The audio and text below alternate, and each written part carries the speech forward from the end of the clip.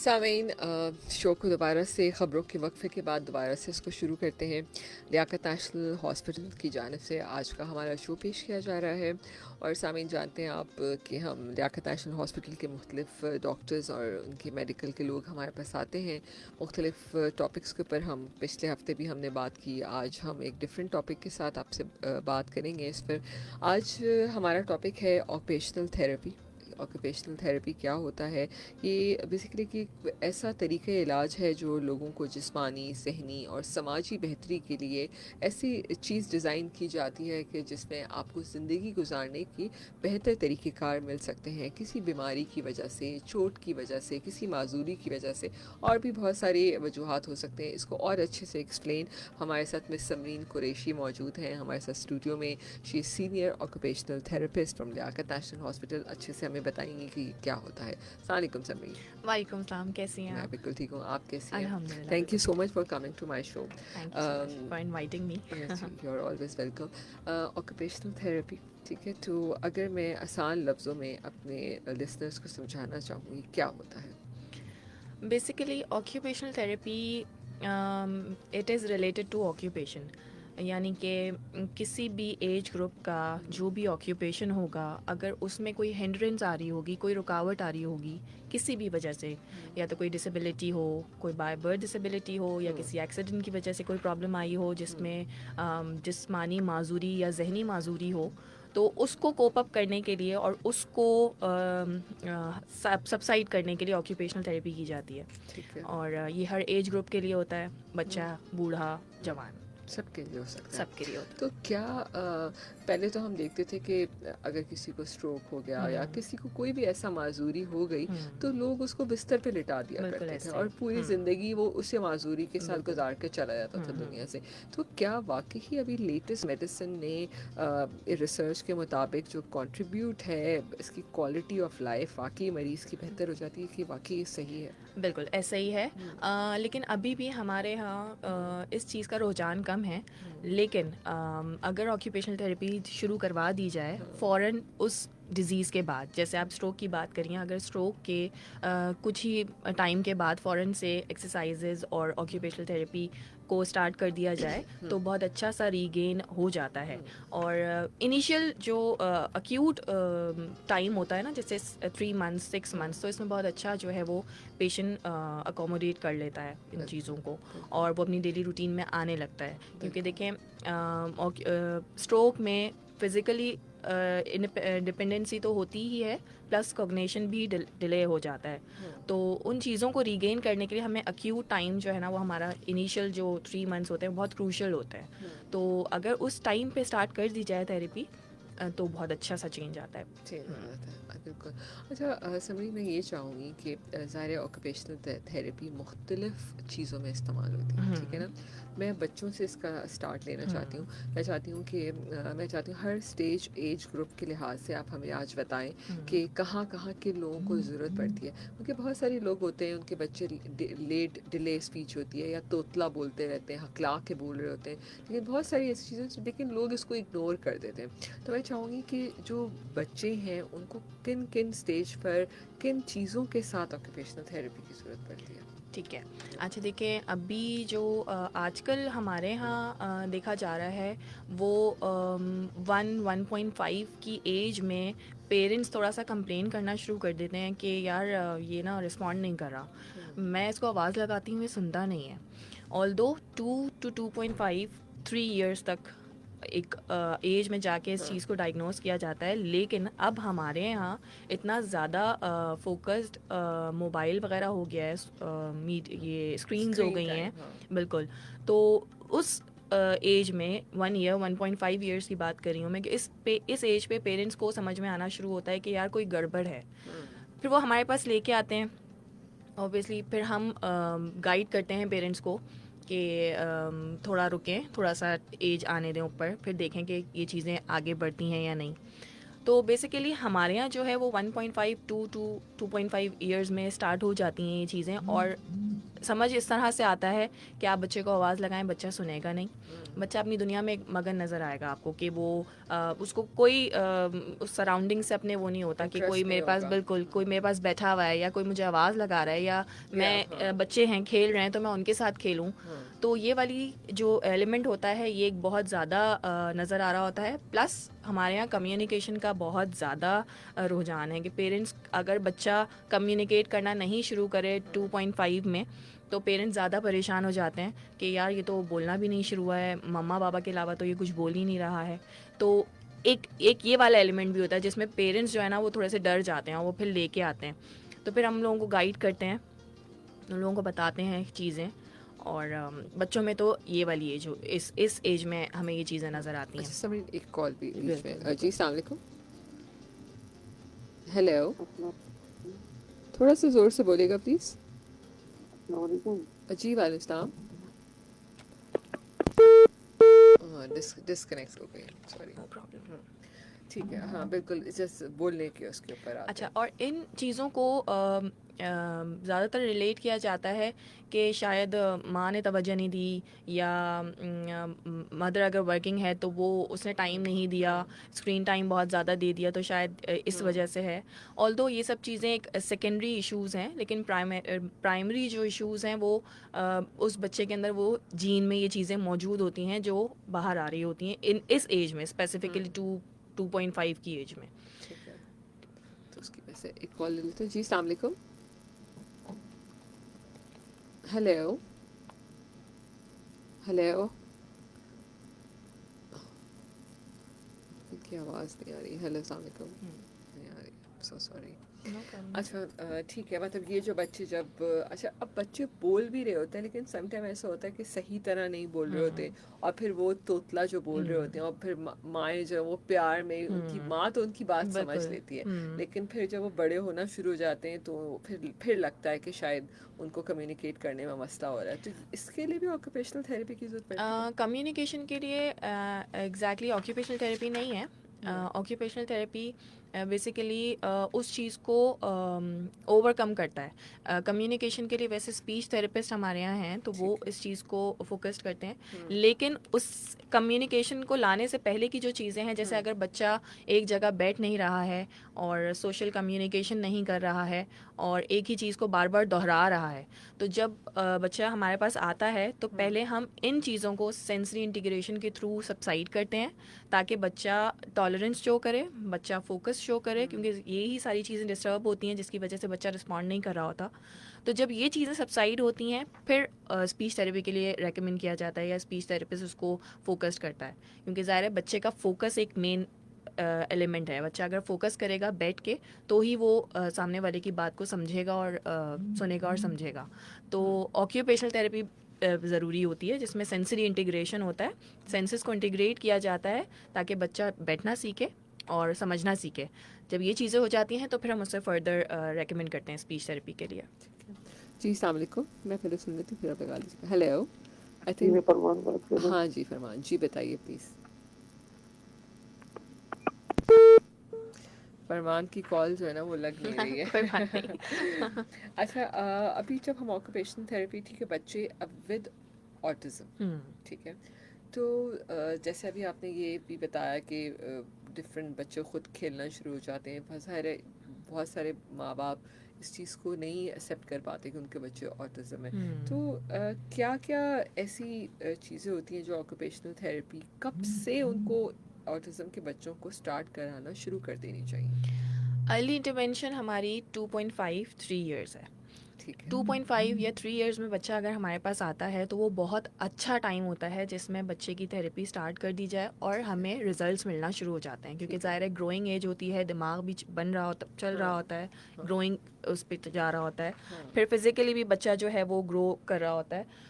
तो 2.5 से 3 इयर्स की जो एज होती है वो बेहतरीन एज होती है ऑटिज़म के बच्चों के लिए जिन पे काम किया जाता है। ठीक है, और टिल विच एज जो है वो ऑक्यूपेशनल थेरेपी ज़रूरत रहती है autism. Occupational therapy by birth to geriatric, जब तक की लाइफ है, जीरियाट्रिक के आगे अच्छा, हर एज के हर एज लिहाज। ग्रुप का है, जीरियाट्रिक तक है। ठीक है। और जीरियाट्रिक में भी अगर मैं आपको बताऊं तो जीरियाट्रिक भी सच कोई प्रॉब्लम ना भी हो तब भी, क्योंकि ज़ाहिर जीरियाट्रिक एज में मेंटेनेंस नहीं हो पाती है। जो जीरियाट्रिक एज ग्रुप होता है वो चीज़ों को याद नहीं कर पा रहा होता है, चीज़ें रख के भूल जाता है। भूल की एक बहुत ज़्यादा एक एलिमेंट आ जाता है उनके अंदर, और गिरने का बहुत खौफ डर होता है कि गिर जाएंगे।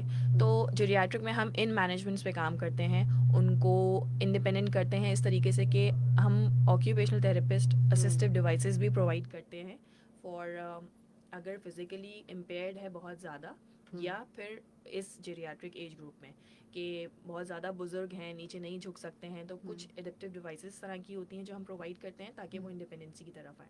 और कॉग्निटिवली भी जैसे मैंने आपको बताया कि भूल की बीमारी हो जाती है, चीज़ें रख के भूल जाते हैं, और फॉल बहुत ज़्यादा वो हो जाता है, फोकस्ड हो जाता है।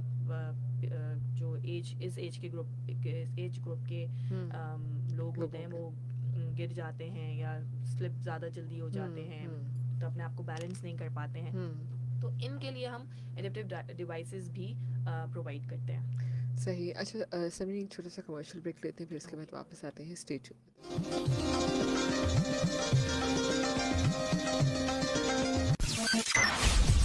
We will be right back after this short commercial break.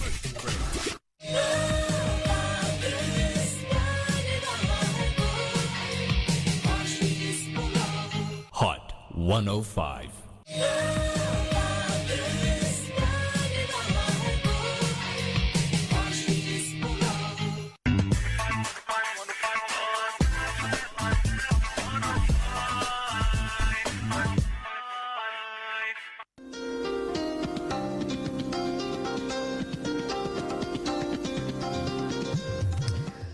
सामीन अंबर, आपकी होस्ट, आपके पसंदीदा शो हेल्थ फॉर एवरीवन में इस वक्त में समरीन कुरैशी आज हमारे साथ स्टूडियो में मौजूद हैं, senior occupational therapist from Liaquat National hospital.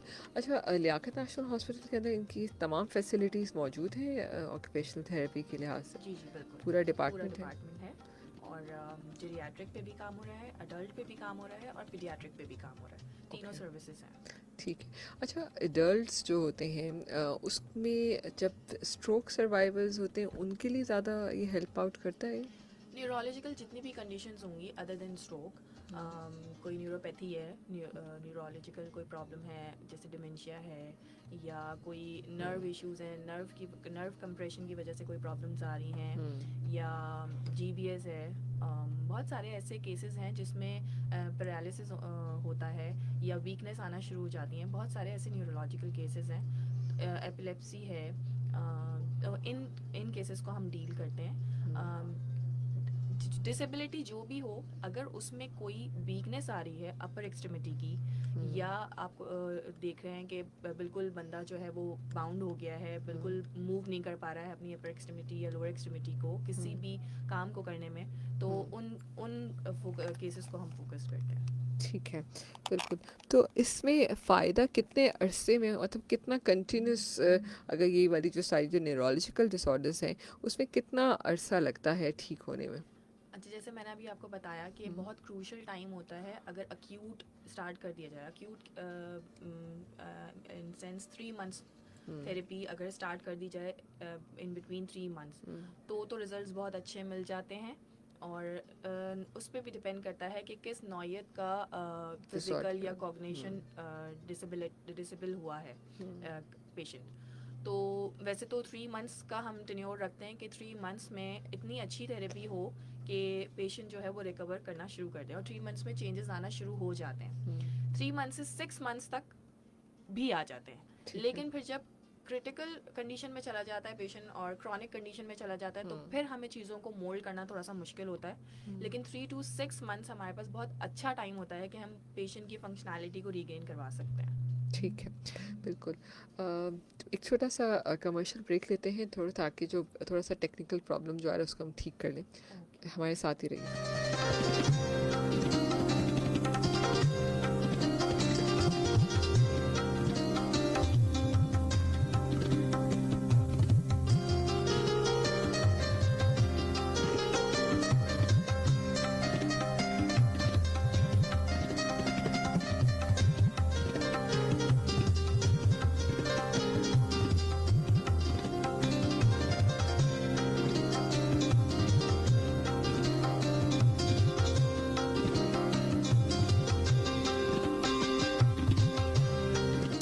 जी सामीन, दोबारा हमारे साथ मिस समरीन कुरैशी मौजूद हैं, senior occupational therapist Liaquat National hospital.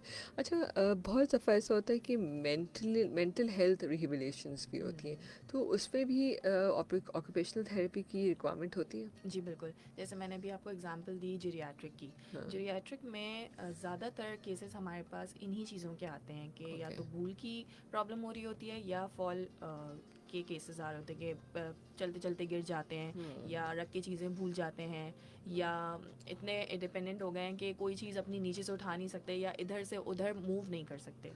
तो उस सिनेरियो में हम थोड़ा सा कॉग्निशन पे ये काम करते हैं कि हम उनको इस तरह की चीज़ें डिज़ाइन करके देते हैं कि उनके लिए वो चीज़ें याद करना आसान रहें।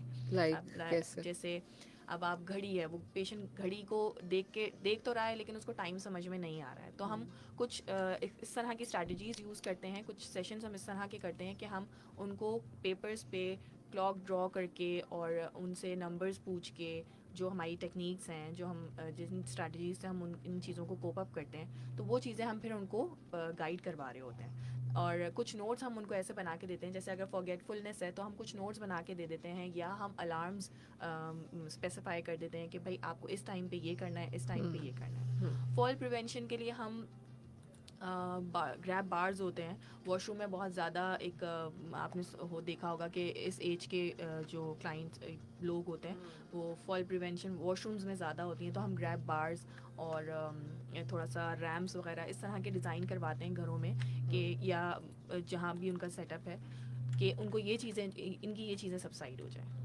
हाँ, बिल्कुल। बिल्कुल आप सही कह। अच्छा, अभी जब हम लेटेस्ट एडवांसमेंट की बात करते हैं, तो क्या उसमें क्या-क्या ऐसी लेटेस्ट एडवांसमेंट है ऑक्यूपेशनल थेरेपी में जो आप समझती हैं कि बहुत क्विक भी हो गई हैं, और कौन सी ऐसी नई उसके मटेरियल्स अवेलेबल हैं हॉस्पिटल्स के अंदर, उसके बारे में थोड़ा-सा बताइएगा? एडवांसमेंट देखें, एआई इतना ज़्यादा जनरेट हो गया है अभी। हम लोगों ने एक यहीं के कराची के कुछ लोगों ने रिसर्च की थी वर्चुअल रियलिटी पे, तो वो स्क्रीन पे दिखा के पेशेंट को ट्रीट करते हैं कि स्क्रीन पे जो चीज़ आ रही होती है वो पेशेंट देखता है और उस चीज़ को फॉलो करता है। जैसे स्ट्रोक का पेशेंट है, स्ट्रोक का पेशेंट है, उसका राइट साइड अगर वीक है और उससे चीज़ें नहीं हो रही हैं, तो हम स्क्रीन पे कुछ इस तरह के गेम्स या कुछ इस तरह की पोजीशंस मेंशन करते हैं कि क्लाइंट को अपना जो है वो जो डिसेबल साइड है, उस अफेक्टेड साइड है, उसको मूव करना है। तो वो किस उस स्क्रीन के थ्रू उसको मोटिवेशन मिलता है, वो उस स्क्रीन के थ्रू जो है वो अपने आप को मूवमेंट्स दे रहा होता है। ठीक तो है। लाइक ये एक बहुत अच्छी एक रिसर्च हुई थी और इस पे काम भी हुआ था। और अभी एक यूनिवर्सिटी के यहाँ के कराची के यूनिवर्सिटी के कुछ स्टूडेंट्स ने एक रोबोट डिज़ाइन किया था टिम टिम के नाम से, तो वो भी काफ़ी जो है ना हेल्पफुल हुआ था बच्चों के बच्चों को इंगेज करने में, सोशल कम्युनिकेशन वगैरह में, इन चीज़ों में प्ले जो होता है बच्चों का ऑक्यूपेशन, इसमें बहुत ज़्यादा हेल्पफुल हुआ था। बिल्कुल। अच्छा, बहुत सारे ऐसे एक्सीडेंट्स हो जाते हैं, जैसे मैं अगर बात करूं जिसमें आपकी स्पाइनल कॉर्ड इंजरीज हो जाती हैं, बाइक के पेशेंट चलाते हुए लोगों के एक्सीडेंट हो जाते हैं, कोई भी ऐसा एक्सीडेंट, क्या उसमें ऑक्यूपेशनल थेरेपिस्ट हेल्प आउट करता है कि वो अपनी डेली एक्टिविटी को और बेहतर बना सकें आफ्टर द इंजरी? बिल्कुल ऐसे ही है। जैसे मैं आपको बता रही हूँ कि एक्यूट केयर में जब पेशेंट हॉस्पिटल सेटअप में आता है और ऑब्वियसली लियाकत में जब पेशेंट आता है तो हम फ़ौरन से ही ऐसे केसेस की ऑक्यूपेशनल थेरेपी भी स्टार्ट कर देते हैं।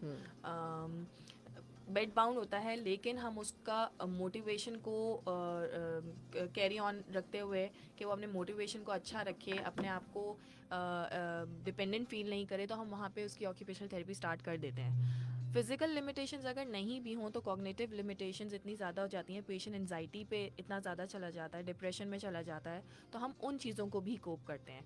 और अगर कोई एक्सीडेंट का केस इस तरह का है जिसमें फ़िज़िकल लिमिटेशंस आएँ तो हम फ़ौरन ही ऑक्यूपेशनल थेरेपी स्टार्ट कर देते हैं। और वो टाइम क्रूशल होता है और वो टाइम इम्पॉर्टेंट होता है।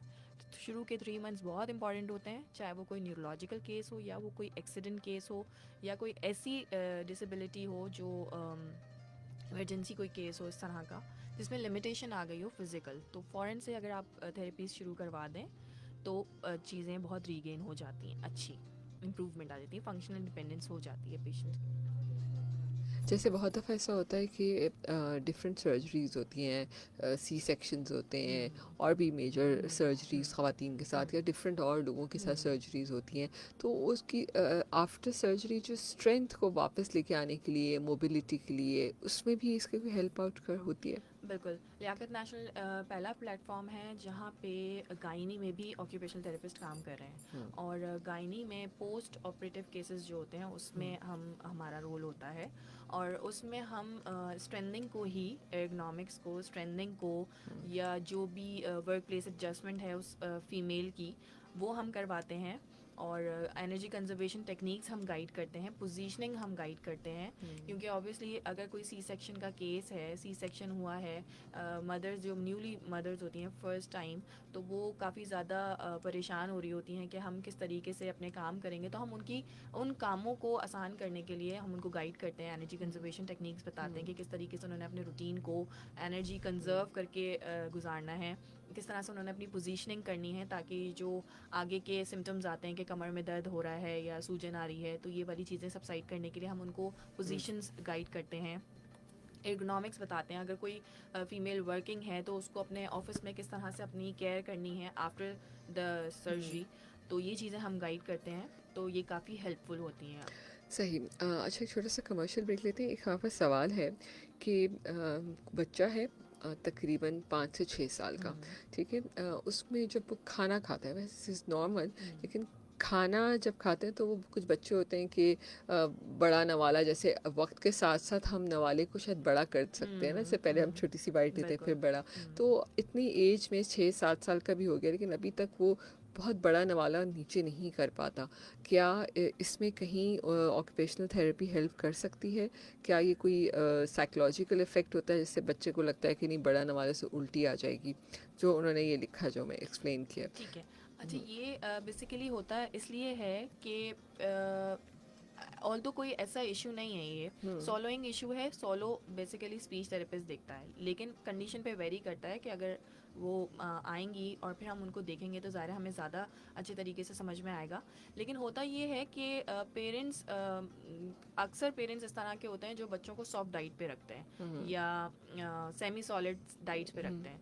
तो जब वो कुछ सॉलिड देना शुरू करते हैं तो बच्चा शुरू में उस चीज़ को लेने से घबरा रहा होता है कि पता नहीं मेरे गले में तकलीफ़ होगी या मेरे गले से जाएगा या नहीं, और ज़ाहिर है वो इंट्रोडक्शन नहीं होती है उस चीज़ की, तो वो गैग रिफ्लेक्स जो है ना वो एक्टिवेट हुआ होता है, तो ये उस वजह से भी हो रहा होता है। लेकिन हो सकता है कोई सेंसरी इशू भी हो, तो ऑब्वियसली जब उसके पीछे की हमें चीज़ें पता चलेंगी तो ही हम इस चीज़ को रूल आउट कर पाएंगे। लेकिन मोस्ट प्रोबेबली होता यही है कि इंट्रोडक्शन नहीं होती है उस सॉलिड फूड की, जिसकी वजह से ये चीज़ें हो रही होती हैं। लेकिन दूसरी साइड पे हम ये भी कह सकते हैं कोई सेंसरी इशू हो सकता है, या फिर बच्चा जो है वो लेना नहीं चाहता, या उसको उस टेक्सचर से प्रॉब्लम है, तो कुछ भी हो सकता है। साइकोलॉजिकली भी हो सकता है कि बच्चा साइकोलॉजिकल बेसिक एग्जैक्टली, अगर ये वाली चीज़ें इंट्रोड्यूस ही नहीं होती तो फिर वो अगर साइकोलॉजिकल इंट्रोड्यूस हुई हो तब भी इंट्रोड्यूस हुई हो तो फिर नहीं होंगी। लेकिन अगर बच्चे ने लेना ही नहीं है, या अगर कोई और प्रॉब्लम है कि वो सॉलोइंग का उसका कोई अगर ट्रेकिया का कोई प्रॉब्लम है, तो वो फिर हम रूल आउट करके फिर बताते हैं कि बिल्कुल। क्या एक कॉल लेते हैं, फिर ब्रेक की तरफ जाते हैं। जी, अस्सलाम वालेकुम। जी वालेकुम अस्सलाम। मुझे ये सवाल पूछना था समरीन से कि मेरा पोता है 8-9 साल के करीब का। पहले वो नहीं हकलाता था, लेकिन जो ही जब 8-9 साल का हुआ तो वो एक बात को 2-3 दफा रिपीट करता है, और जब वो थोड़ा सा गुस्सा करता है तो उसमें ज्यादा वो हकलाने लगता है। तो ये मुझे बताइए कि क्या प्रॉब्लम, क्या ये किसी खौफ से या किसी के प्रेशर की वजह से करता है, अदरवाइज वो नॉर्मल बात करता है? जरा प्लीज मुझे बताइए। ओके जी। पहले एक ब्रेक ले लेते हैं, ठीक है। ब्रेक के बाद वापस आते हैं। समरीन कुरैशी आज हमारे साथ मौजूद है, senior occupational therapist from Liaquat National Hospital. Stay tuned with us.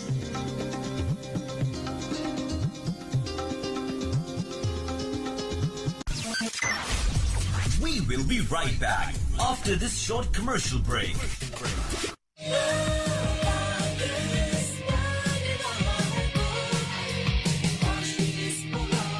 Hot 105.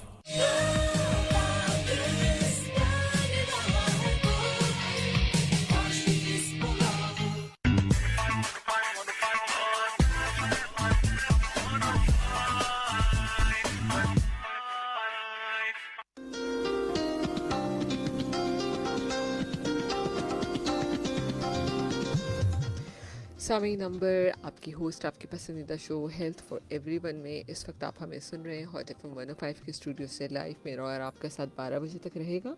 Calls आप ले कर सकते हैं 021-111-000-105 के ऊपर। इस वक्त आप हमें फेसबुक पेज पे लाइव देख रहे हैं www.fb.com/hotfm105 के ऊपर। और इसके अलावा आप हमें 8881 के ऊपर भी मैसेज भेज सकते हैं। हमारी वेबसाइट www.hotfm105.pk के ऊपर भी आप हमें लाइव स्ट्रीमिंग उसकी हमें आप सुन सकते हैं।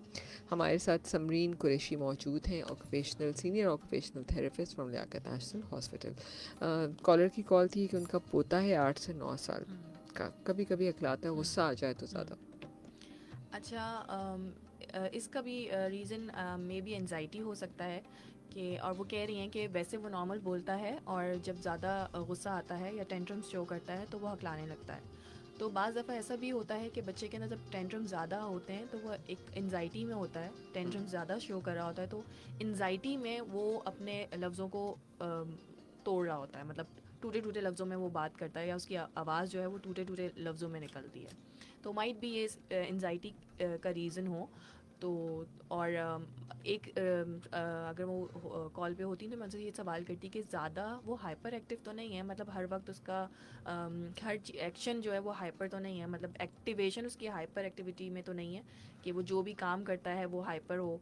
तो अगर इस तरह का कोई प्रॉब्लम होता है तो भी फिर हम ऑक्यूपेशनल थेरेपिस्ट काम करते हैं, क्योंकि ये सेंसरी इशू होता है बेसिकली। तो फिर हम उनके उस केस में सिनेरियो में हम सेंसेस को थोड़ा सा डीएक्टिवेट करते हैं, क्योंकि जब हाइपर एक्टिविटी ज़्यादा होती है तो हम सेंसेस को काम डाउन करते हैं, सेंसरी इंटीग्रेशन करते हैं, तो फिर ये सब चीज़ें सबसाइड होना शुरू होती बिल्कुल। हैं। अच्छा, ये जो सेंसरी प्रोसेसिंग डिसऑर्डर्स भी होते हैं, जैसे अभी हम बात कर रहे थे थोड़ी देर पहले कि खाने का टेक्सचर सही नहीं बिल्कुल। लगता, और आवाज़ या लाइट से भी हो सकता है। बिल्कुल, आवाज़ से, लाइट से, हर चीज़ से। इवन मैं अगर हाथ भी लगा दूंगी ना, और अगर बच्चा हाइपर सेंसिटिव है तो वो मेरी हाथ लगाने, सिर्फ इतना सा टच करने से भी वो टेंट्रम्स शो करेगा। क्योंकि हमारे पास केसेस इस तरह के आते हैं कि अगर बच्चे को, अगर मैं जैसे अगर वो अंदर आया है और टीवी चल रहा है या कोई बात कर रहा है ज़ोर से, तो वो बच्चा फ़ौरन इरिटेट हो से, जाएगा। हाँ, फ़ौरन से अपने टेंट्रम्स को थ्रो करेगा कि या तो इस साउंड को बंद करो या ये जो आवाज़ें आ रही हैं ये बंद करो। इतना सिवियर सेंसरी का इशू होता है। सेंसरी प्रोसेसिंग के केसेस हमारे पास काफ़ी ज़्यादा आते हैं, और मतलब टॉलरेंस बिल्कुल नहीं हो रही होती कि आवाज़, ये एसी का, अगर ये एसी की हवा भी अगर ये नॉर्मल है हम लोगों के लिए, लेकिन अगर जो जिनके सेंसेस हाइपर एक्टिव हुए होते हैं, अगर उनको ये एसी की हवा मिले तो वो इस चीज़ को भी टॉलरेट नहीं कर पाते हैं। जी, अस्सलाम वालेकुम। वालेकुम मैडम, कैसी हैं? इकबाल ताजू सिंह बोल रहा हूँ। जी इकबाल पिछले साहब। प्रोग्राम में पता नहीं क्यों मेरी कॉल लगी थी। अच्छा, आज ये थेरेपिस्ट आई हुई है, जी, समरीन नाम है। ऑक्यूपेशनल थेरेपिस्ट समरीन जी, बताइए कुछ सवाल। हाँ, ये मैडम कैसी हैं आप? ये सवाल है कि थेरेपी में और मसाज में क्या फ़र्क है? हाँ, अच्छा अच्छा जी। थेरेपी और में ये और मसाज। आप लोग घर पे सर्विस देते हैं? ओके। और मसाज सेंटर वगैरह का ये क्या कंसेप्ट हॉस्पिटल में भी है या नहीं है? अच्छा जी, ठीक है, ओके। अच्छा, ये थेरेपिस्ट शायद वो समझ रहे हैं कि जो आपकी फिजियोथेरेपिस्ट होते हैं, ये वो तो ये अलग वो, चीज़ है ना। हाँ बिल्कुल। फिजियोथेरेपी भी रिहैबिलिटेशन का प्रोसेस ही है, जैसे कि ऑक्यूपेशनल थेरेपी है, लेकिन हम लोगों के डोमेन्स थोड़े से डिफरेंट हैं। फिजियोथेरेपिस्ट मूवमेंट्स और स्ट्रेंथनिंग पे काम करता है। जब स्ट्रेंथनिंग और मूवमेंट और रेंज ऑफ मोशन आती है, फिर हम उसको फंक्शनैलिटी में कन्वर्ट करते हैं कि अब पेशेंट ने अपना हाथ उठाना सीख लिया है, तो अब वो अपने रोज़मर्रा के कामों को किस तरीके से अंजाम देगा। तो बेसिकली हम दोनों साइड बाय साइड चल रहे होते हैं कि फिजियोथेरेपी अच्छी हो रही है तो फिर ऑक्यूपेशनल थेरेपी के रिजल्ट्स अच्छे मिलेंगे, क्योंकि ज़ाहिर है फिजियोथेरेपी में पेशेंट ने अपने रीगेन कर लिया है हैंड फंक्शनिंग को, तो फिर ऑक्यूपेशनल थेरेपी में जो रोज़मर्रा के कामों में डिस्टर्बेंस आ रही है वो फिर रिजॉल्व होना शुरू हो जाती है। बिल्कुल, कॉल डिस्कनेक्ट हो गया। अच्छा, आपने अभी बेसिकली सवाल जो है ना वो सेंसरी पे कुछ आ रहे हैं, मेरे ख्याल में शायद ऐसे केसेस काफ़ी आते अब होंगे। बिल्कुल ऐसे ही तो है। आप जैसे हमें आपने कहा ना कि टेक्सचर पे मसला हो सकता है, तो वो वाकई वो कहती हैं कि बहुत दफ़ा ऐसा होता है कि कुछ खानों में वो मसला नहीं करता, लेकिन कुछ चीज़ों खाने होते हैं जिसमें वो वॉमिट कर देता है, वो अंदर सॉलो ही नहीं करना बिल्कुल, चाहता वो उसको। फिर टेक्सचर प्रॉब्लम होगा कि वो बच्चा उन टेक्सचर्स को टॉलरेट नहीं कर रहा होगा। अच्छा। सॉलिड टेक्सचर्स को वो टॉलरेट नहीं कर रहा होगा। जैसे वो हम कह रही हैं कि मैं सॉलिड कोई चीज़ देती हूँ तो वो नहीं लेता है, कुछ सॉलिड्स लेता, कुछ कुछ नहीं नहीं लेता। लेता। हाँ। तो वो सॉलिड्स जो बहुत आसानी से डिजॉल्व हो जाते हैं वो आसानी से ले लेता होगा, और जो लगता है कि उसको एफर्ट लगानी पड़ेगी गल्प करने के लिए, तो वो उसके लिए प्रॉब्लम तो होगा। इसकी भी कोई थेरेपीज होती है? बिल्कुल इसकी होती हैं। हम इंट्रोडक्शन करते हैं, हम छोटी चीज़ों से शुरू करते हैं। जैसे अगर बच्चे का सॉलोइंग का इशू है और जिस टेक्सचर का इशू है, हम उस टेक्सचर को बाइट्स, छोटे छोटे बाइट्स में करके पहले हम छोटे बाइट्स इंट्रोडक्शन देते हैं, फिर हम उनको थोड़ा सा और बड़ा करते हैं, फिर हम इसी तरीके से उस बोलस तक लेके जाते हैं जिसमें उसको प्रॉब्लम होती है। तो वो आहिस्ता आहिस्ता करके इतना उसका टॉलरेंस आने लगता है कि वो फिर जो सॉलिड है उसको डिसॉल्व कर लेता है, सॉलो कर लेता है। क्योंकि ज़ाहिर इंट्रोडक्शन करानी पड़ती है चीज़ों की, क्योंकि एकदम से अगर आप किसी भी चीज़ को इनिशिएट करेंगे उस वक्त जब बच्चे को प्रॉब्लम हो, तो वो उन चीज़ों को टॉलरेट नहीं करेगा। लेकिन अगर आप आहिस्ता आहिस्ता करके उस चीज़ को ब्रेक डाउन करें पीसेस में, और फिर उसको वो करवाएं, तो खिलाएं। फिर हाँ, फिर वो उस चीज़ को कर ठीक है। लेता है। अच्छा, बहुत सारे बच्चे ऐसे भी होते हैं कि जिनको अटेंशन का प्रॉब्लम होता है, फोकस नहीं होते, और बिहेवियरल इश्यूज होते हैं। तो फोकस नहीं होते, देखिए हम ऑटिस्टिक बच्चे तो एक ऑटिज़म एक अलग चीज़ है ना, ठीक है। बहुत सारे बच्चे हो सकते हैं कि उनमें सब कुछ ठीक है, फोकस का प्रॉब्लम है, तो उसके लिए भी हम कई ऐसे बच्चों को ऑक्यूपेशनल थेरेपी में इनरोल लेके। करते हैं। एग्जैक्टली ऐसे ही है। हमारे पास स्कूल से कंप्लेंट्स आती हैं, पेरेंट्स कंप्लेन लेके आ रहे होते हैं कि टीचर की कंप्लेन है कि बच्चा फोकस नहीं कर रहा है। हालांकि पढ़ने में अच्छा है, कोई सवाल करो तो जवाब भी दे देता है, लेकिन फोकस और अटेंशन नहीं है, बहुत डिस्ट्रैक्टिव बिहेवियर है। तो उस चीज़ को ऑक्यूपेशनल थेरेपिस्ट डील करता है। और जिस जगह प्रॉब्लम आ रही होती है, जैसे फोकस करने में प्रॉब्लम है, तो उस वक्त उन सराउंडिंग्स को देखा जाता है कि अगर फोकस करने में प्रॉब्लम है तो एनवायरनमेंट किस तरह का है, अब बच्चे का टॉलरेंस लेवल कितना है। बच्चा अगर फोकस नहीं कर पा रहा है, तो बराबर में बैठे हुए लोग उसके लिए अनकंफर्टेबल तो नहीं है, या वो एनवायरनमेंट अनकंफर्टेबल तो नहीं है जिसकी वजह से वो फोकस नहीं कर पा रहा है। और हो सकता है कि आईज़ इश्यूज़ भी होते हैं बहुत सारे बच्चों को। तो जब हमारे पास आते हैं तो हम ये सारी पॉसिबिलिटीज़ पहले पूछते हैं, उसके बाद फिर हम डिसाइड करते हैं कि हमें क्या करना है। अगर कोई जैसे सेंसरी इशू है, फोकस नहीं कर रहा है, इन्वायरमेंटल इशू हो रहा है, सोशलाइजेशन करने में प्रॉब्लम हो रही है, तो वहाँ पे भी बच्चा आपको कभी भी फोकस्ड हुआ हुआ नहीं मिलेगा। तो पहले हम उसकी फिर ये सब साइड करते हैं चीज़ें। हमारे पास ग्रुप्स होते हैं, हम अपने लियाकत में, अपने सेटअप में ग्रुप थेरेपी करवाते हैं, ताकि और तो बेसिक से स्टार्ट करते हैं कि पहले 2 बच्चों के साथ बिठाना शुरू करा, फिर 3 बच्चों के साथ बिठाना शुरू करा, फिर ग्रुप ऑफ बच्चों के साथ बिठाना शुरू करा। तो हम इस तरह से स्टेप बाय स्टेप चलते हैं, और फिर हम फोकस और कुछ एक्टिविटीज़ इस तरह की होती हैं जो आई हैंड कोऑर्डिनेशन को डेवलप करते हैं या आपके फोकस को अच्छा करते हैं। तो हम बेसिकली एक्टिविटीज़ के थ्रू काम करते हैं, तो हम उन चीज़ों को भी एंगेज, बच्चे के साथ एंगेज तो रखते इस हैं। सर्टेन टाइम के बाद फिर इसकी फिर ज़रूरत नहीं पड़ती, एग्जैक्टली ठीक हो अगर वो, जाता। हाँ बिल्कुल, अगर वो कॉग्निटिवली अच्छा है और सिर्फ फोकस का सिर्फ सोशल एंजाइटी थी, या उसको टॉलरेट नहीं हो रहा था बहुत ज़्यादा शोर शराबा या लोग, तो उन चीज़ों को हम सबसाइड करते हैं, तो वो नॉर्मल पैटर्न की तरफ भी आ जाते हैं। फिर वो फोकस अच्छा हो जाता है उनका। आई हैंड कोऑर्डिनेशन की एक्टिविटीज़ होती हैं ऑब्वियसली, जिसमें आपको अपनी आइज़ का फोकस रखना ही रखना है, तो उससे भी उनकी ये चीज़ स्टिमुलेट होती है और फिर ये सबसाइड हो जाती है। सही। अच्छा, मेंटल हेल्थ कंडीशंस की मैं बात करना चाहती हूँ ओटी के हवाले से, कि बहुत दफ़ा ऐसा होता है कि एक इंडिविजुअल जिसको बहुत ज़्यादा स्ट्रेस है, मतलब वो मैनेज नहीं कर पा रहा। देखिए स्ट्रेस तो आजकल हर किसी की बिल्कुल। ज़िंदगी में है, लेकिन how to manage stress in an daily life, that is important. तो क्या इसके लिए कहीं ऑक्यूपेशनल थेरेपी हेल्प करता है? बिल्कुल करता है। ऑक्यूपेशनल थेरेपी मेंटल हेल्थ पे बहुत ज़्यादा फोकस्ड है, और बहुत अच्छा काम करता है इस पे भी। और होता ये है कि डिपेंड करता है कि एंजाइटी या स्ट्रेस है किस लेवल का। अगर तो क्योंकि सोशलाइजेशन का एक बहुत बड़ा एलिमेंट होता है, चाहे वो बच्चा हो, बड़ा हो या बूढ़ा हो। एक अगर ये एलिमेंट सोशलाइजेशन का किसी के अंदर है कि सोशलाइज नहीं कर सकता, तो उस चीज़ को कवर करने के लिए हम फिर ऑक्यूपेशनल थेरेपी करते हैं। ज़ाहिर इंट्रोडक्शन देते हैं लोगों का, इंट्रोड्यूस कराते हैं लोगों से, ताकि वो वाली चीज़ें सबसाइड हों। और कुछ ख़वातीन, अब जैसे मैं आपको बता रही हूँ कि गायनी में हमने स्टार्ट किया, ये चीज़ स्टार्ट की है, फर्स्ट लियाकत नेशनल हॉस्पिटल में ये चीज़ प्रोवाइड की जा रही है कि occupational therapist gynae post operative cases में काम करता है, तो हम पोस्टपार्टम डिप्रेशन पे भी काम करते हैं, क्योंकि देखें ख़वातीन पोस्टपार्टम में बहुत ज़्यादा चली जाती हैं, तो उनको भी हम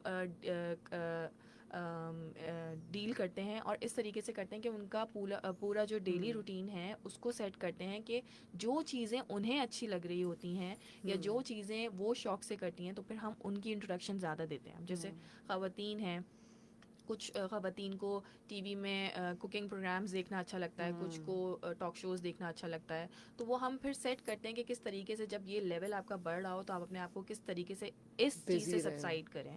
कुछ ख़वातीन को खाने पकाने का बहुत शौक़ होता है, कुछ को अपना होम डेकोर करने का बहुत शौक़ होता है, तो हम फिर इन चीज़ों पे उनका पूरा डेली जो एक स्केड्यूल है वो सेट करते हैं कि फिर आप किस तरीके से अपने आप को इन चीज़ों से सबसाइड करें, कोप करें इन चीज़ों से।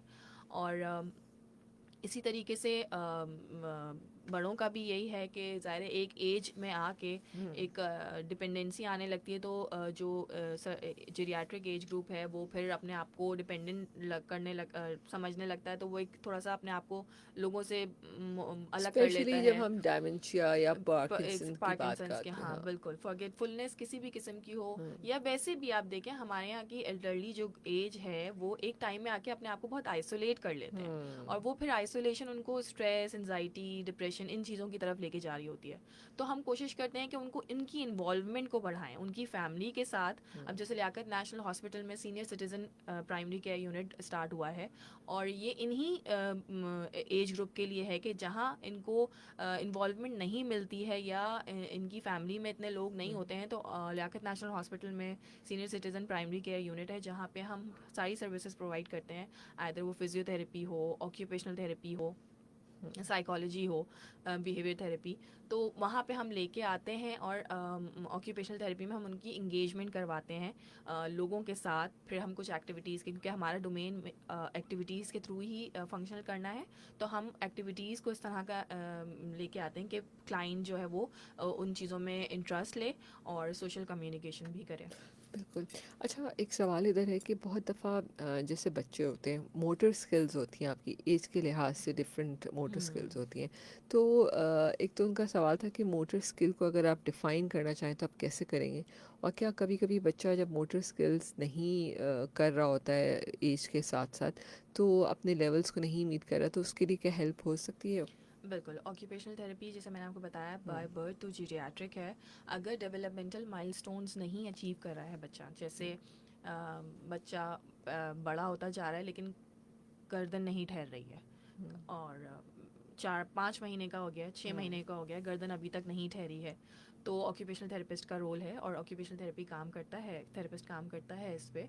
और कुछ एक्टिविटीज़ जैसे मैंने आपको बताया, क्योंकि हम काम करते हैं एक्टिविटीज़ के थ्रू, तो हम कुछ एक्टिविटीज़ इस तरह की डिज़ाइन करते हैं इन बच्चों के लिए कि जिसमें ये फोकस करें उन चीज़ों को और इनके ये माइलस्टोन अचीव हों। अब जैसे बैठने का माइलस्टोन है वो अचीव नहीं हुआ है, या बच्चा 1.5 साल का हो गया और चलना नहीं आया है, तो उसके लिए भी हम बहुत सारी एक्टिविटीज़ इस तरह की डिज़ाइन करते हैं कि बच्चा जो है वो इन्वॉल्व होकर उन चीज़ों को अचीव कर सके। बिल्कुल। एक छोटा सा एक ब्रेक लेते हैं, और डायमेंशिया पे एक और ही सवाल था कि आपके लियाकत नेशनल में कुछ ऐसी फैसिलिटीज़ हैं, क्योंकि एक एज में आके अब किसी के घर में भी बूढ़े लोग मौजूद हैं, हर घर में मौजूद होते हैं, और फिर ज़ाहिर है हर कोई अपनी अपनी लाइफ में इतना बिजी होता है कि ये लोग निगलेक्ट हो जाते हैं बहुत ज़्यादा। तो कोई ऐसा आपके पास सेंटर है जिसमें वो कुछ वक्त अपना गुजार सकें, वहाँ उनके लिए कोई एक्टिविटीज़ हों? लेकिन ब्रेक के बाद इस पर बात करते हैं। Stay tuned with us.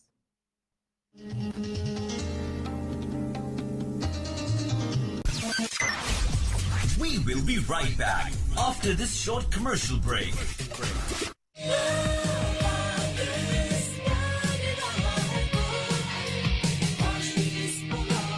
Hot 105.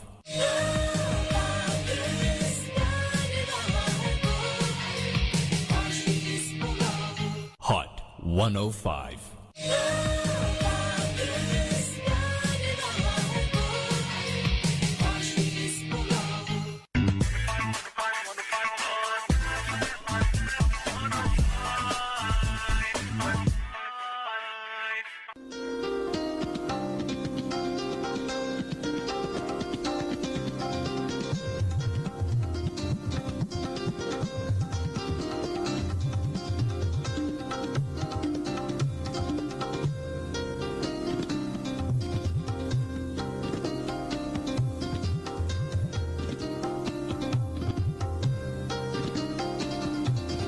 Sami number आपकी होस्ट आपके पसंदीदा शो हेल्थ फॉर एवरीवन में जो इस वक्त आप सुन रहे हैं हॉट एफएम 105 की स्टूडियो से लाइव एक कॉल काफ़ी देर से मैंने समरीन होल्ड कराई भी। जी अस्सलाम वालेकुम।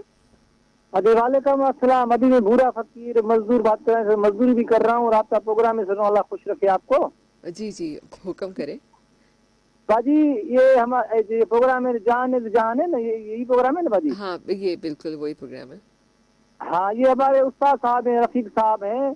इनके घुटनों में जो है ना काम करते हैं, घुटनों में इनके दर्द रहता है और कमर का पीछा कमर है ना, कमर जी जी वहाँ पे भी दर्द पड़ता है। मैं बड़ी पहला को बजरी सीमेंट उठाता रहता हूँ और मना थोड़ा मना बंदा होता है तो रेस्ट करे, 5-10 मिनट रेस्ट करे, फिर मना हाथ जो है ना फूल जाता है, फूल क्या कहते हैं उसको, मना फूलना। हाँ हाँ हाँ कहते हैं सांस ना। फूल जाता हाँ है। ठीक है। हाँ हाँ, वो होता है। हालांकि बाकी हम मेहनत मजदूरी करते हैं, ऐसा नहीं तो खाने पीने के भी नहीं करते हैं। हालांकि रोजे भी रख रहे हैं, मेरा उस्ताद अल्लाह को खुश रखे आबाद रखे, उनको भी रोजा है और मेरे को भी रोजा है और साथ में पलस्तर भी कर रहे हैं।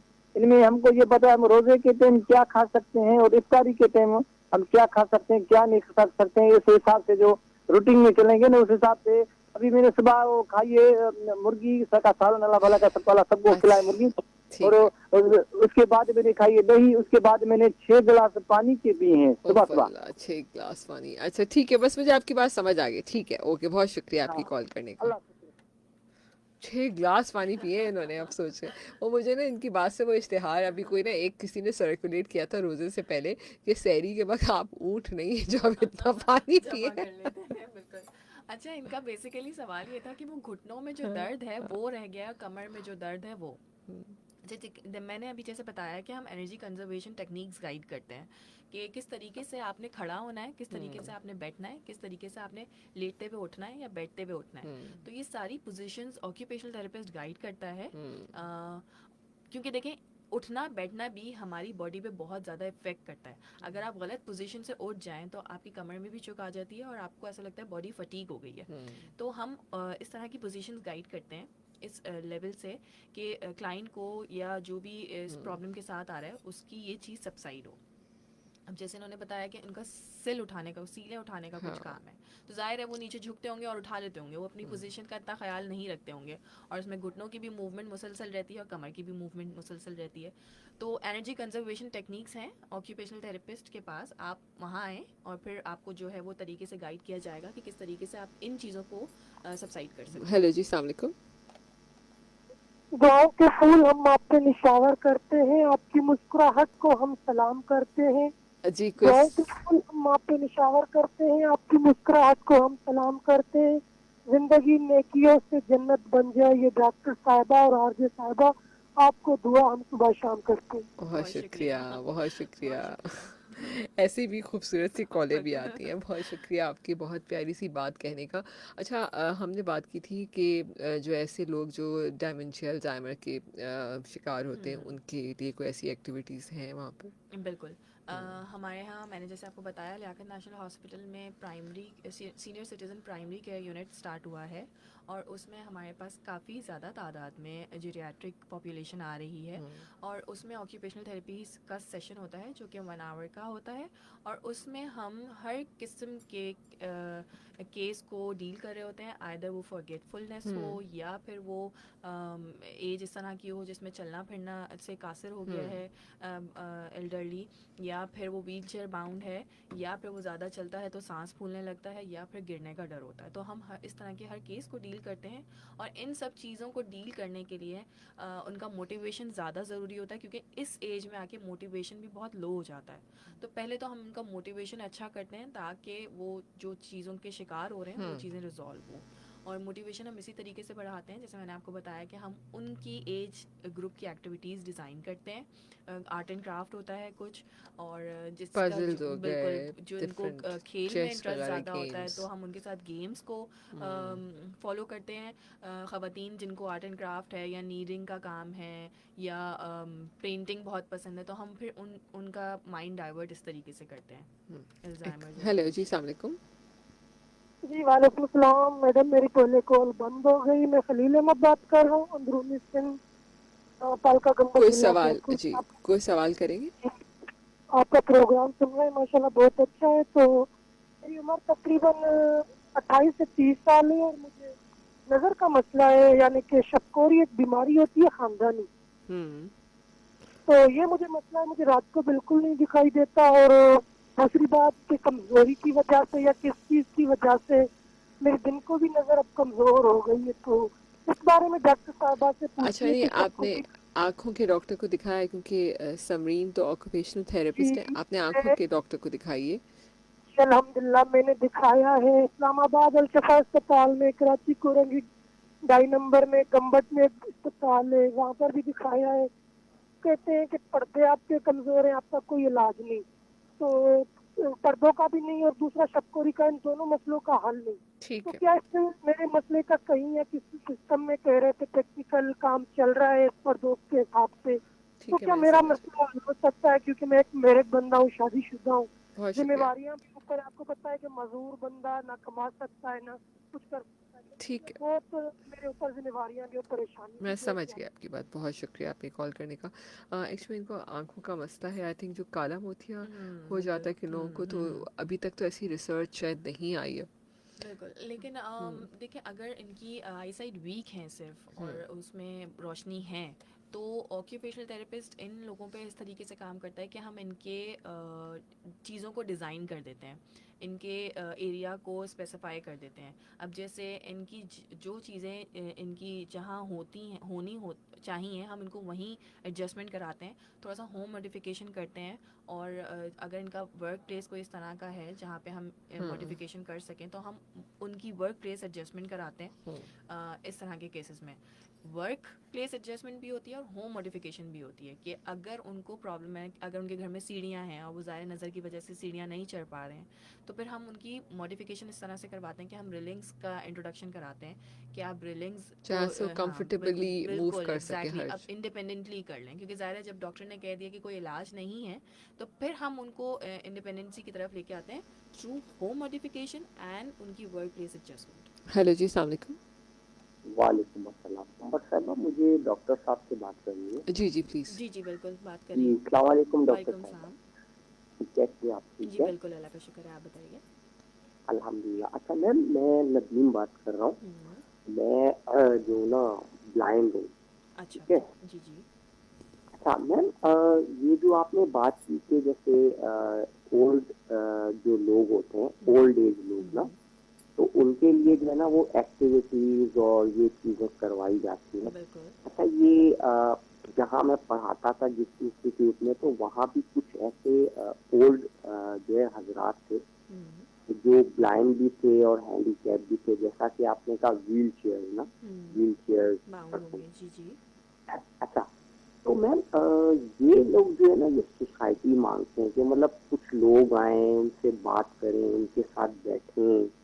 ठीक है। जी जी। अच्छा, वो चीज भी मैंने देखी, और जब ये चीज मैंने देखी तो फिर मैं ये देखता था कि वो बहुत रिलैक्स हो जाते थे, बिल्कुल और जो भी उनकी टेंशन या जो भी उनकी वो थी ना, वो सारी वो भूल जाते थे। तो बिल्कुल। मैम मुझे ये बताएं कि ये जो जब लोगों के साथ टाइम स्पेंड किया जाता है, तो इसमें कितनी जो है ना, कितने फीसद आपको लगता है कि कोई जैसे बेहतरी हो हमें सकती है। नफ्सियाती प्रॉब्लम है या कुछ है, तो ठीक है, कितने परसेंट इसमें बेहतरी आ ठीक है, सकती है? बहुत शुक्रिया जी आपकी कॉल का। अच्छा, इनका सवाल बड़ा अच्छा है, क्योंकि हमारे यहाँ का अब इस तरह का ऐसा आ गया। वो हो गया है सेटअप, कि अब जॉइंट फैमिलीज़ तो बिल्कुल ख़त्म हो गई हैं, सिंगल रहने लगे हैं। फिर जो बूढ़े होते हैं वो अपने आप को बिल्कुल आइसोलेट कर लेते हैं। तो इसीलिए लियाकत नेशनल हॉस्पिटल ने ये प्लेटफॉर्म इन्हीं लोगों के लिए इंट्रोड्यूस कराया है, कि जहाँ पे वो आके अपना थोड़ा सा टाइम स्पेंड करें और सोशलाइज हों। और इस चीज़ से काफ़ी हद तक हमने देखा है कि जो इस एज ग्रुप के लोग हैं वो इंट्रोड्यूस हुए हैं, और उनमें काफ़ी चेंज भी नज़र आया है। उनकी लाइफ में थोड़ी से कलर्स आना शुरू हुए हैं, मतलब क्योंकि जब वो अपने घर में आइसोलेट हो जाते हैं तो वो बिल्कुल डिपेंडेंट हो जाते हैं हर चीज़ में। लेकिन जब वो निकलते हैं बाहर और जब इस तरह के सेटअप्स में जाके अपने आप को इन्वॉल्व रखते हैं, तो वो ऑटोमेटिकली उनकी लाइफ में कलर्स आना शुरू हो जाते हैं। क्योंकि senior citizen primary care unit में लियाकत नेशनल हॉस्पिटल में हर सर्विस की अवेलेबिलिटी है, चाहे वो साइकोलॉजिकल हो, ऑक्यूपेशनल थेरेपी हो या फिजियोथेरेपी हो। तो ऑब्वियसली जब उनको इन तीनों चीज़ों का चार्म मिलेगा, तो उनकी लाइफ में कलर्स आएंगे और उनके रिजल्ट्स भी अल्हम्दुलिल्लाह आते हैं। एक आखिरी कॉल ले लेते हैं जी। अस्सलाम जी वालेकुम। बिल्कुल। जी वालेकुम अस्सलाम। मुझे पूछना था कि प्रोलैप्स के बारे में कोई एक्सरसाइज बता सकेंगी समरीन? सॉरी, किसके बारे में? प्रोलैप्स, यूट्रस प्रोलैप्स के बारे में। प्रोलैप्स के बारे में? ओके, ठीक। अच्छा, बेसिकली एक्सरसाइजेज जो हैं वो गाइड करता है फिजियोथेरेपिस्ट। तो कोशिश यही हो कि फिजियोथेरेपिस्ट से ये क्वेश्चन करें, लेकिन अगर इसकी वजह से उनको कोई फंक्शनल मूवमेंट में डिस्टर्बेंस आ रही है तो वो मैं ज़रूर गाइड कर सकती हूँ कि पोजीशनिंग है, एनर्जी कंजर्वेशन टेक्निक्स हैं, जैसे मैंने आपको आपके बताया। क्लिनिक्स कब होती हैं वैसे? हम मंडे टू फ्राइडे 9 to 5 होते हैं और सैटरडे हम 9 to 1 होते हैं। अच्छा, एक और कॉल ले रहे थे जी। अस्सलाम वालेकुम। हेलो। वालेकुम मैडम, मुझे एक बात पूछनी थी कि हम हमारे लिए कोई क्या वगैरह या कोई चीज सिखाई जा सकती है कि हम किसी रोजगार के लिए मिल सके, या कोई ऐसा इदारा है जो हमें कुछ गाइड कर सके या कुछ समझा सके या कुछ कोई तरीका दे सके जिससे अच्छा, हम अपना और बच्चों को। इनकी क्लिनिक में आके अगर दिखाना चाहें तो आप आके दिखा दीजिएगा, ठीक है ना? अभी बता देते हैं क्लिनिक कहाँ होती है। एक दफ़ा बता, डॉक्टर जियाउद्दीन क्लिफ्टन में पढ़ती हैं? नहीं, मैं लियाकत नेशनल ओ हॉस्पिटल सॉरी, में, हाँ लियाकत हाँ नेशनल लियाकत नेशनल हॉस्पिटल में होती हूँ। और हम मंडे टू सैटरडे होते हैं, और मंडे टू फ्राइडे 9 to 5 की टाइमिंग्स में है, और सैटरडे 9 to 1 होता है। सही। बहुत सारी और भी कॉल्स आ रही हैं, लेकिन thank you so much Samreen, आप हमारे पास आई और बहुत अच्छे से आपने एक्सप्लेन किया। आखिर में कुछ कहना चाहेंगे लिस्टर के लिए? कैसा लगा शो पे आके? रेडियो की इम्पोर्टेंस पे कुछ हाँ कहेंगे? बिल्कुल, मुझे बहुत अच्छा लगा, और जिस हिसाब से कॉल्स और मैसेजेस आ रहे हैं तो मुझे लगता है कि लोग अभी भी इस एफएम को जो है वो इसकी तरफ हैं, क्योंकि हमें तो लगता है कि एफएम अब ख़त्म हो चुका है, लेकिन नहीं, बहुत अच्छा मुझे लगा, और क्वेश्चंस बहुत अच्छे थे। और होना चाहिए, इस तरह के प्रोग्राम्स होने चाहिए, क्योंकि देखें ऑक्यूपेशनल थेरेपी की अवेयरनेस बहुत ज़्यादा नहीं है, और इस तरह के शोज़ में जब जिन चीज़ों की मार्केटिंग या जिन चीज़ों की अवेयरनेस इतनी ज़्यादा नहीं हो, तो इस तरह के प्लेटफॉर्म पे, इस तरह के शोज़ में उन चीज़ों की मार्केटिंग हो या इंपॉर्टेंस बताई जाए, तो ये बेनिफिशियल ज़ाहिर है ऑब्वियसली हमारे बाहर के लोगों के लिए होगी।